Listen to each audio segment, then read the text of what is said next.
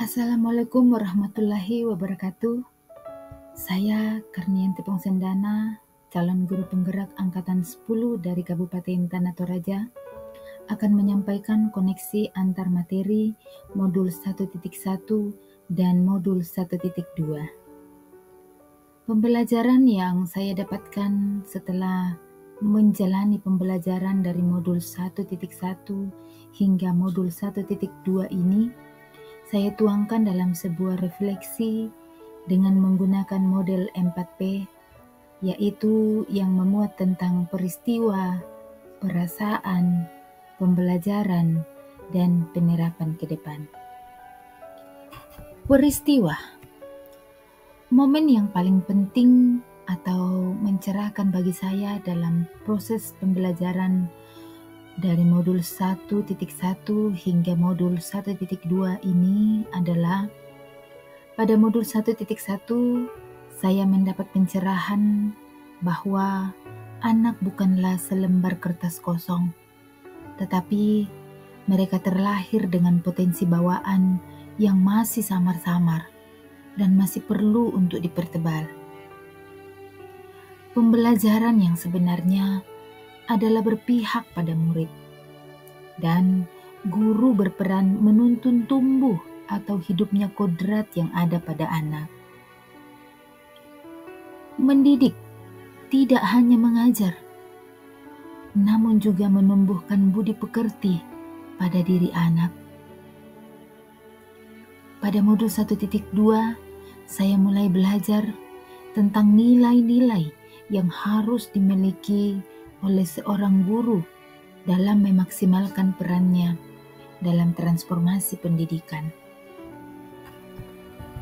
Momen yang paling menantang bagi saya dalam proses pembelajaran modul 1.1 hingga modul 1.2 adalah ketika saya harus mengimplementasikan nilai-nilai guru penggerak agar menciptakan profil pelajar Pancasila.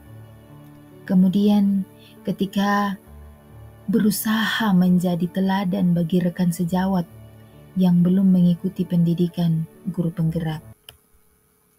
Kaitan antara modul 1.1 dan modul 1.2 yang saya pahami adalah filosofi Ki Hajar Dewantara yang mengajarkan bahwa pendidikan itu bersifat menuntun segala kodrat yang ada pada anak.